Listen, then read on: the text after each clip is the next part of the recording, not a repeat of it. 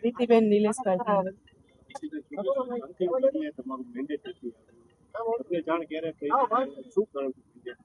અમને 2-3 દિવસ પહેલા જાણ કરી હતી, તમારું નામ આવી ગયું છે, છાપામાં આવી ગયું, અને છેલ્લી ઘડીએ 2 કલાક પહેલા રદ થઈ ગયેલું છે 7 નંબરના વોર્ડમાં. કોંગ્રેસ.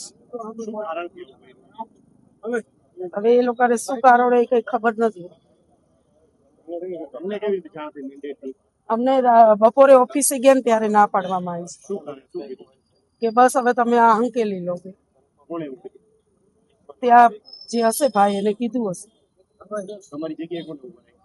કોક રામનાથપરાના બેન છે, હંસાબેન.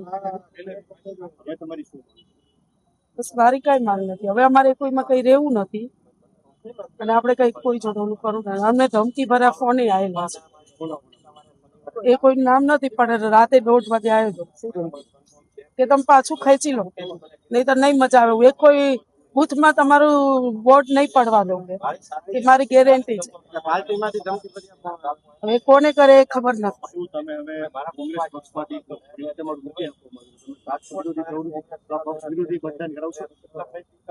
આપણે જો કોઈને બદનામ નથી કરતા, પણ જે હોય એ લોકો જાણે.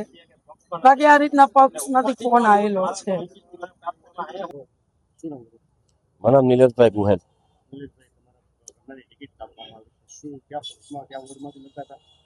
હું પોતે આજે છેલ્લા 30 વર્ષથી આ કોંગ્રેસ પક્ષ સાથે જોયેલો છું. પૂર્વ પ્રદેશ મંત્રીનો હોદ્દો લઈ ચૂક્યો છું. મારા જ ઘરનાનું વોર્ડ નંબર 7 માંથી શહેર પ્રમુખના કહેવાથી વોર્ડ નંબર 7 માં ફોર્મ ભરેલું હતું, પણ ન કારણે શું કરવા મારા ઘરનાનું નામ રદ કરવામાં આવ્યું છે એ મને ઠેર સુધી જાણવામાં નથી આવ્યું. પણ મને ખબર પડી છે કે ભાઈ વોર્ડ નંબર 7 માંથી બીજા ઉમેદવારોને ઉભા તાત્કાલિક શનિવારે બપોરે 2:30 વાગે એનું ફોર્મ ભરવામાં આવ્યું અને એના નામનું મેન્ડેટ આપવામાં આવ્યું.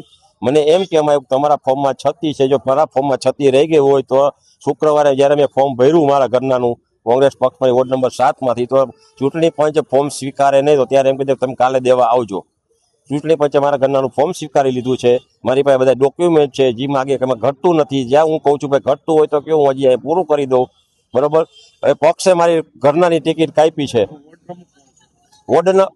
વોર્ડ પ્રમુખ કોણ છે એ વોર્ડના કાર્યકરો ને વોર્ડના જે ઉમેદવાર મતદારો છે એને ખબર નથી વોર્ડ નંબર 7 ના પ્રમુખ કોણ છે. મારી માંગણી એક જ છે કે હું પક્ષમાંથી રાજીનામું આપું. જો આવી રીતે મારી સાથે થયું હોય વણંદ સમાજમાંથી, હું એક જ કોંગ્રેસમાં છું, પાર્ટીમાં છું, બાકી વણંદ સમાજ નથી. લોકોને જેમ એમાં લોકોને જે મતદાન કરવું હોય કરે, એમાં હું કાંઈ નહીં કહી શકું.